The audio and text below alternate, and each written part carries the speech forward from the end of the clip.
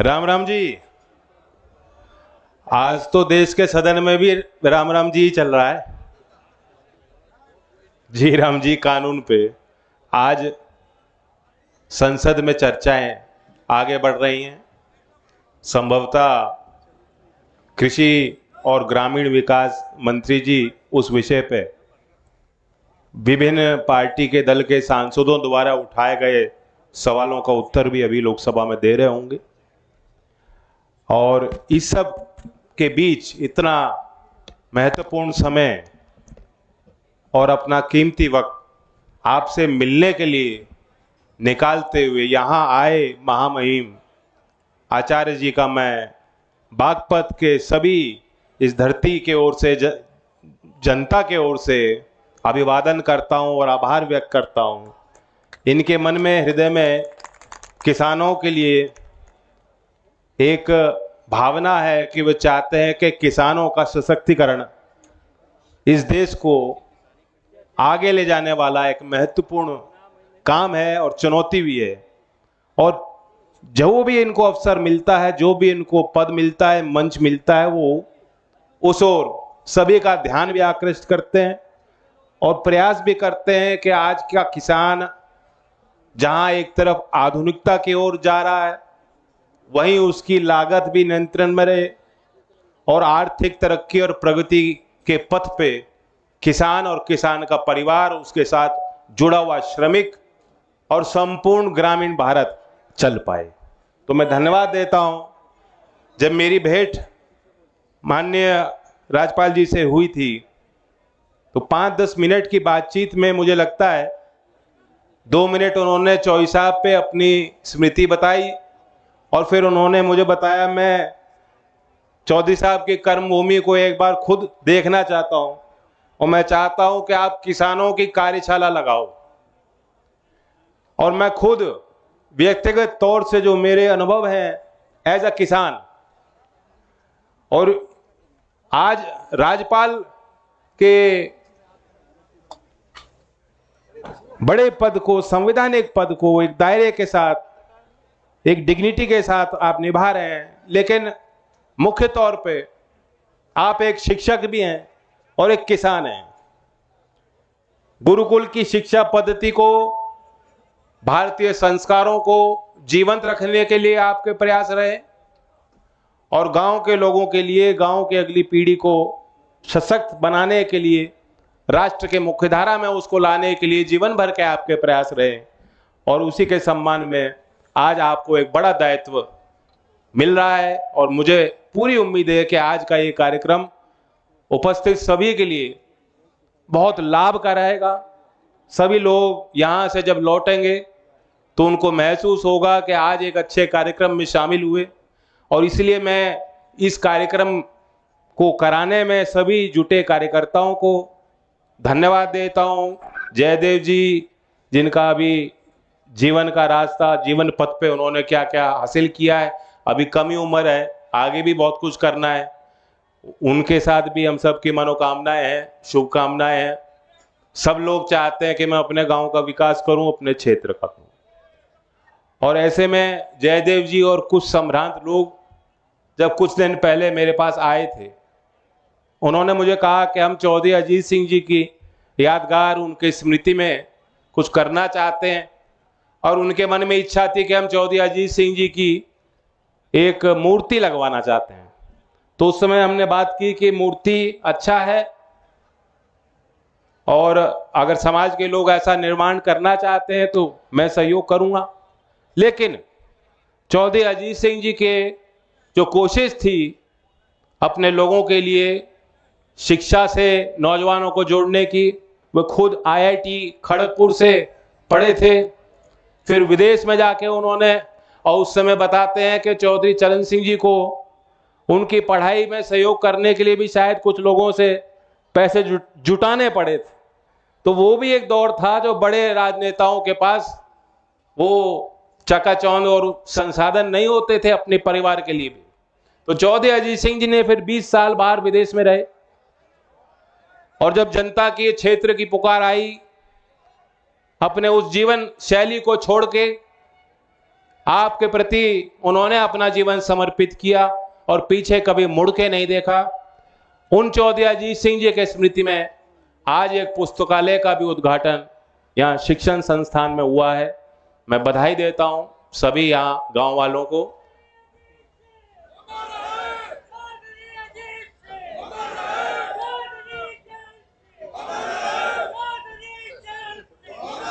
और ये जो नारे ले रहे हैं इनकी फोटो बड़ी वायरल जाती है जब भी लेते हैं मैं इनको अच्छी तरह पहचानता हूं। सहयोग करो जी। तो रुक जाओ। आज वो अवसर नारेबाजी का नहीं है। आज हमें और आपको थोड़ा ध्यान से सुनना है। कोई नवीन विचार, नवाचार और साथ साथ जो पुरानी पद्धति थी उसमें क्या आज हम लोग उपयोग कर सकते हैं। हमें विज्ञान को धारण करना है, जीवन शैली में शामिल करना है। ये हर एक नागरिक की संवैधानिक जिम्मेदारी भी है, सरकारों की भी है, जनप्रतिनिधियों की भी है कि एक वैज्ञानिक सोच हर नागरिक में उत्पन्न हो। और आज भारत जो दुनिया में नेतृत्व करने के लिए आगे आ रहा है, ताकतवर हो रहा है, शक्तिशाली हो रहा है, उसके पीछे भी हमारे युवा पीढ़ी के नवीन विचार हैं, विचारों की क्षमता है और वैज्ञानिक जो उनके जो नवाचार है, जो नई चीजें वो उत्पन्न कर पा रहे हैं, कम लागत में उत्पाद कर पा रहे हैं। ये सब कारण है कि आज भारत के श्रमिक का, भारत के युवा भारत के का लोहा दुनिया मान रही है। तो उसी सोच को आगे बढ़ाने के लिए विशेष तौर से कार्यक्रम रखा गया। अगर आप किसानी और खेती की बात करें, जिक्र यहां गन्ने का हुआ था, लेकिन आज एक चुनौती है कि आप अपनी पैदावार कैसे बेहतर करो। और मैं नहीं सभी मिलकर ध्यान रखूंगा। वहां अनिरुद्ध जी रुक जाओ तो मैं आपके खेत तो देखता हूं जहां भी जाता हूं। इस बार गन्ने की पैदावार मुझे कुछ हल्की कमजोर लग रही है, और ये तो आप ही बता सकते हो, किसान ही बता सकते हैं। लेकिन गन्ने से भी अलग जो दूसरी फसलें हैं उसमें बहुत ज्यादा संभावनाएं यहां दिखती हैं।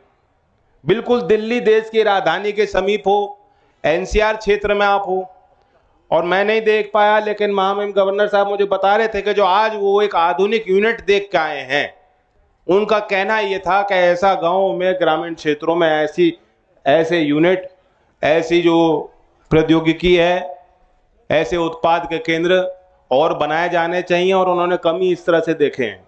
तो ये बड़ी उपलब्धि इस पूरे क्षेत्र के लिए है।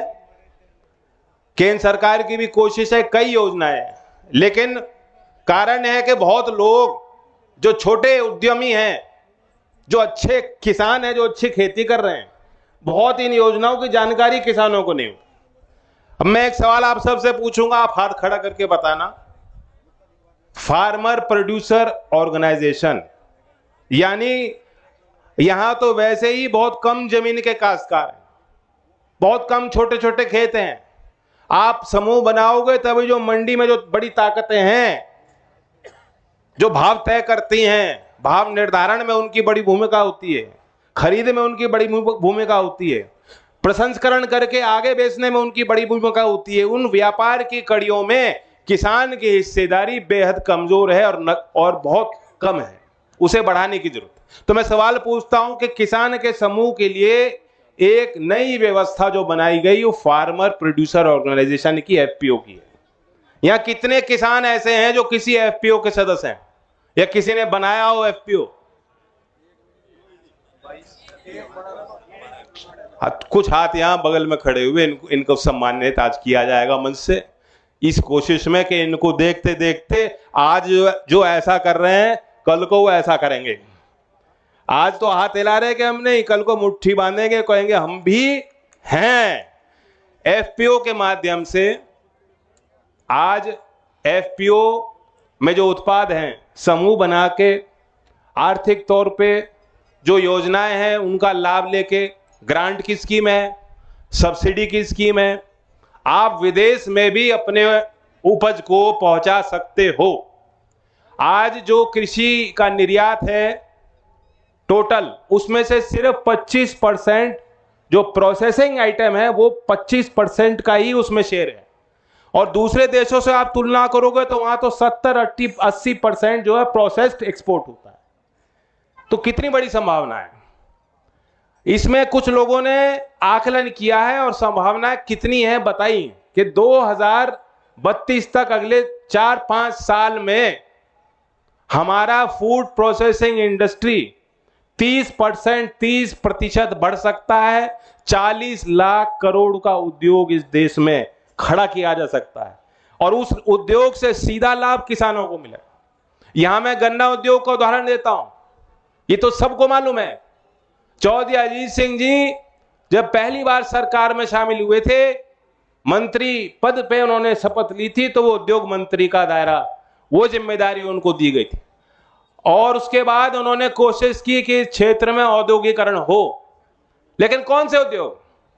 वे उद्योग जिनका सकारात्मक प्रभाव ग्रामीण अर्थव्यवस्था पर पड़ सके, वे उद्योग जिनका सीधा वास्ता कृषि के इकोनॉमी से, अर्थव्यवस्था पे हो, वे उद्योग जहां किसान अपनी फसल अच्छे दाम हासिल करने के लिए बेचता हो। और उन्हीं उद्योगों को चिन्हित करके उन्हें बढ़ावा देने के लिए, कुटीर उद्योग को आगे लाने के लिए, चौधरी चरण सिंह के उन महान विचारों को आगे बढ़ाने के लिए चौधरी अजीत सिंह जी ने प्रयास किया। अब गन्ना उद्योग एक वो उदाहरण है कि जब मैं पहली बार लोकसभा में सांसद के तौर पे बोल रहा था तो उसमें एफडीआई इन रिटेल का एक विषय आया कि विदेशी निवेश को खोला जाना चाहिए या रोका जाना चाहिए। वहां मैंने ये उदाहरण दिया था कि गन्ना उद्योग, किसानों ने उसका फायदा भी देखा है। समय समय पे किसानों को संगठित होकर अपनी बात मजबूती से रखनी भी पड़ती है, लेकिन आज सबके हित में है कि उद्योग भी स्वस्थ हो, उद्योग में कार्यरत कर्मचारियों का अच्छा वेतन उनको मिले, उनकी आर्थिक सुरक्षा पे ध्यान हो, उनकी सामाजिक सुरक्षा के लिए सरकार नीतियां बनाए, हस्तक्षेप करे। और सबसे बड़ी जिम्मेदारी है कि किसान जो अपनी फसल, महंगी फसल, मेहनत की फसल, खून पसीने की कमाई जब उस उद्योग को बेचता है, और फल, सब्जी और मसालों में, दूध में, उत्पाद में हमारे देश का किसान दुनिया में अव्वल है, बस उसे संगठित करने की जरूरत है। तो अगर वहां भी उद्योग स्थापित होगा तो सीधा लाभ उसका किसानों को मिलेगा। इसके लिए भी योजनाएं हैं, लेकिन उन योजनाओं की कम जानकारी किसानों को रहती है। जो बड़ी योजना चल रही है उसमें 90,000 छोटे कुटीर उद्योग, माइक्रो एंटरप्राइजेस को सब्सिडी दी जाती है। 10 लाख रुपए तक सब्सिडी, 35% सब्सिडी देने का प्रावधान है। हो सकता है जयदेव को मालूम हो सकता है यहां जो एफपीओ जो बनाया है उनको मालूम है। पीएम एफएमई यही नाम है स्कीम का। और उससे अतिरिक्त प्रधानमंत्री किसान संपदा योजना भी, अभी जो बड़े यूनिट हैं, कोल्ड चेन है, उनको स्थापित करने के लिए एक नई योजना बनाई गई। अभी छोटे कुटीर उद्योग के लिए 2000 करोड़ का प्रावधान इसी साल के बजट में है। और ये योजना आज से नहीं है, 2021 से चल रही है। 2026 में ये योजना समाप्त हो जाएगी, इसका एक्सटेंशन के फिर विचार किया जाएगा सरकार की ओर से। लेकिन यहां कितने किसान ऐसे बैठे हैं जिनको मालूम है कि अगर मैं ऐसी फैक्ट्री लगवाना चाहूं तो मुझे 10 लाख रुपए तक सब्सिडी मिल सकती है, स्वतंत्र ग्रांट भी मिल सकता है। ऐसी कोई योजना संचालित है, देश में चल रही है, लागू है। किसानों को मालूम है? मालूम है किसी को? नहीं मालूम, हाथ हिला रहे। तो किसान की मजबूरी, किसान की नजर अपने खेत पे रहती है, अपने फसल पे रहती है, अगली पीढ़ी पे रहती है।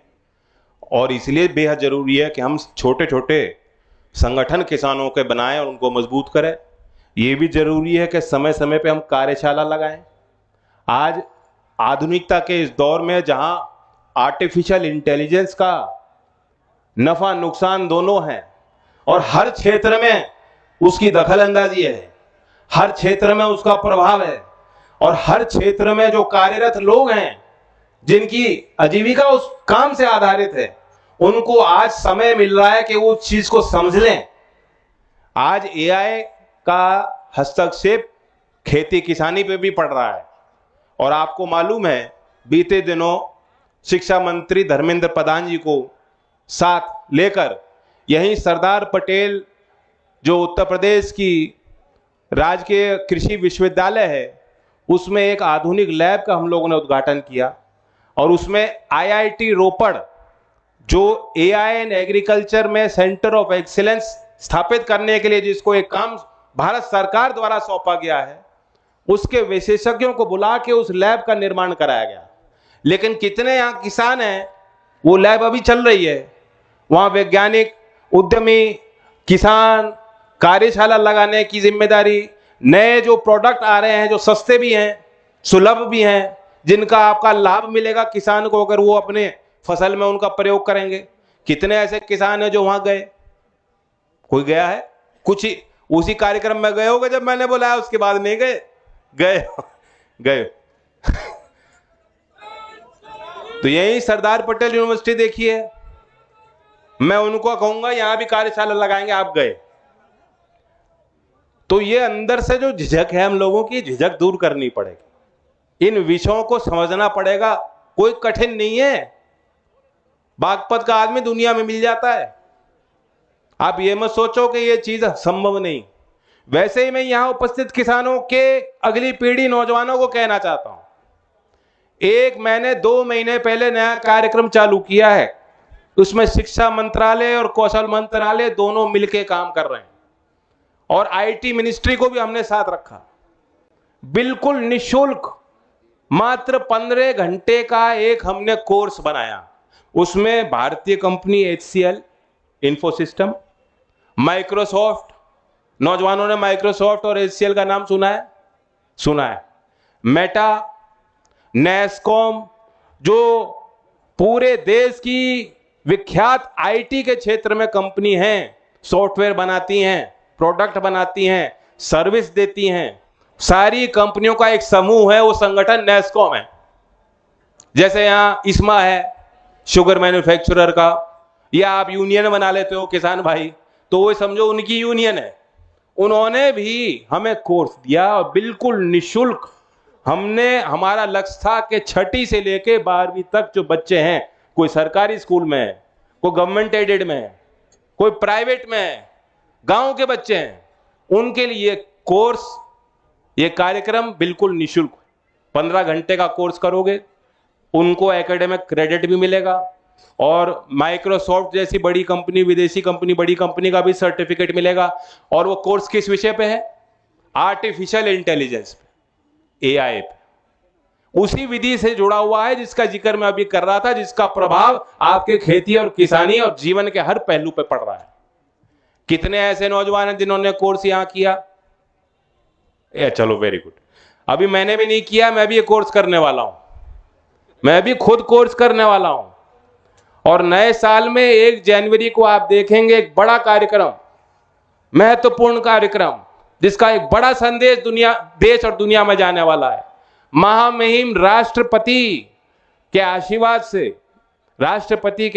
से इसी स्किल कार्यक्रम को, स्किलिंग फॉर एआई रेडीनेस कार्यक्रम को हम आगे और उस पद्धति को बढ़ाने के लिए प्रयास करने जा रहे हैं। तो 1 जनवरी को एक बड़ा कार्यक्रम, और उससे पहले मैं सुन लूंगा जी वरना मेरी दिमाग में चीजें गुम हो जाएंगी। मुझे याद है, अभी कह लें तो एक बड़ी चीज है, एक तारीख आ रही है जिसका सीधा संपर्क आपसे है, जो आपके दिल को छूने वाली तारीख है, किसान दिवस, चौधरी चरण सिंह जी की जयंती। सब लोग किसान घाट भी पहुंचते हैं। उसके बाद मैं संसद भवन में चौधरी साहब की तस्वीर लग रही है सेंट्रल हॉल में, वहां जाता हूं।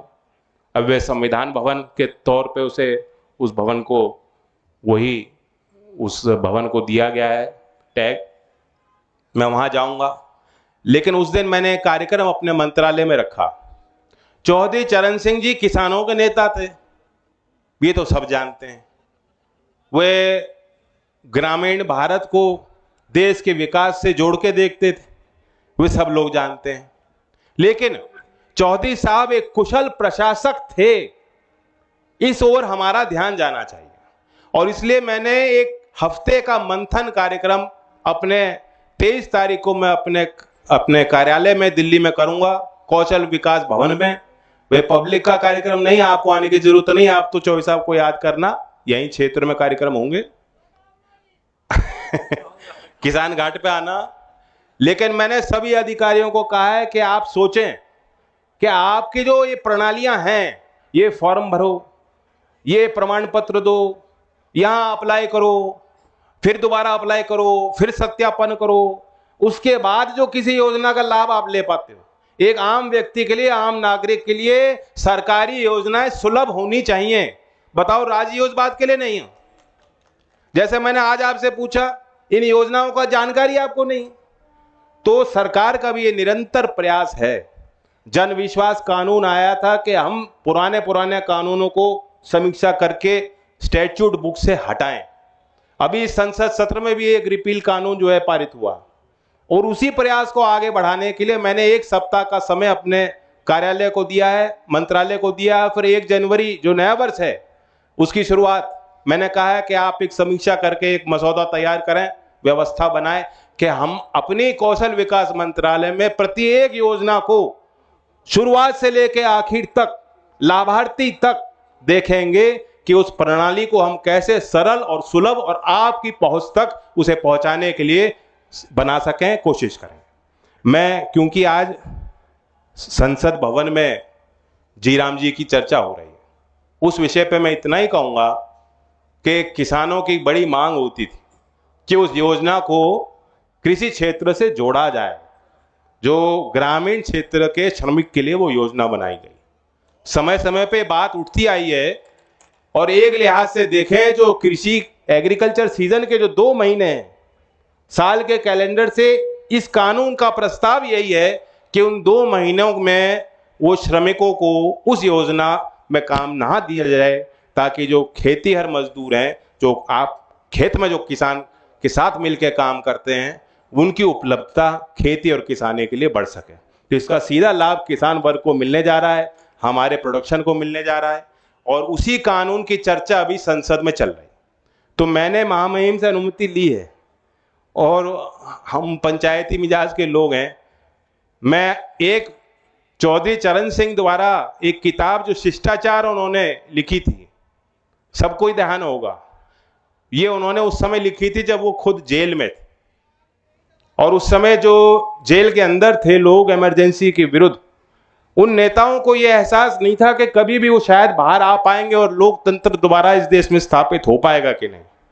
तो उन्होंने अपने परिवारजनों के लिए, अपने पीढ़ियों के लिए, आगे लोगों के लिए, नौजवानों को प्रशिक्षित करने के लिए वो किताब लिखी थी।